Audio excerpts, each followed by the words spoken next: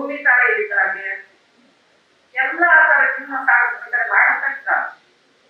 ಅವತ್ತೊಂದು ದಿವಸ ಸಾಯೋ ಮುನ್ನ 2 ನಿಮಿಷ ದೇವೇಗೌಡರು ಹಣೆಗಿಟ್ಟು ದೇವಸ್ಥಾನದಿಂದ ತಂದಂತ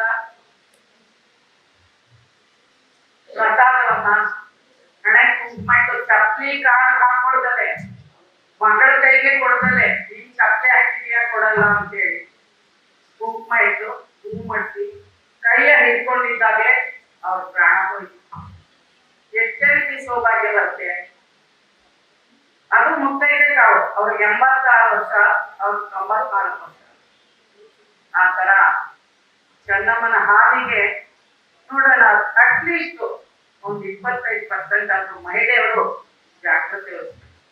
ತಾಯಿಯಾಗಿ, ಮಡದಿಯಾಗಿ, ಗಂಡನಾಗಿ, ಮಕ್ಕಳಿಗೆ ಹೆಣ್ಣ ತಾಯಿ, 4 ಗಂಡು 2 ಹೆಣ್ಣು 6 ಮಕ್ಕಳು ತಾಯಿಯವರು, ಮೊಮ್ಮಕ್ಕಳುಗಳು ಎಲ್ಲ ಜಾಗೃತಿದ್ದಾರೆ.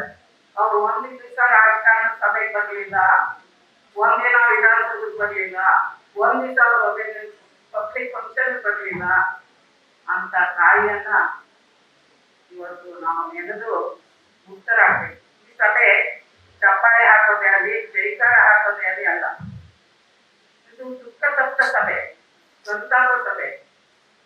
ದಯಮಾಡಿ ತಾಯಂದ್ರು ತಮ್ಮ ಮನೆಗಳ ಜೀವನವನ್ನು ಸಾಗಿಸೋದು ಹೇಗೆ ಅನ್ನೋದು ತಿಳ್ಕೊಳ್ಬೇಕು.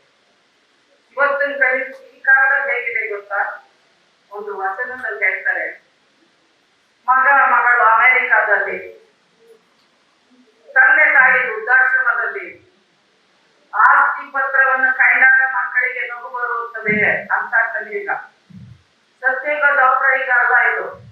ಅಂಥ ಯುಗದಲ್ಲಿ ಅಂಥ ತಾಯಿನ ನಾವು ನೋಡೋದ್ವಲ್ಲ ಅಂತ ನಾವು ಸಂತೋಷ ಪಡ್ಬೇಕಾಗ್ತದೆ. 15 ದಿವಸ ಮುಂಚೆ ಹೋಗಿದ್ದೆ ನಾನು, 20 ದಿವಸ ಅಕ್ಷರ ಮಾತಾಡಿಲ್ಲ. ಆದ್ರೆ ಋಣ ಯಾವತ್ತು ಮುಗಿತ್ತೋ ಅವತ್ತು ಹೋಗ್ಬೇಕು. ಅವ್ರಿಗೆ 15 ವರ್ಷದ ಇಲ್ಲೇ ಸಾಗಬೇಕಾಗಿತ್ತು.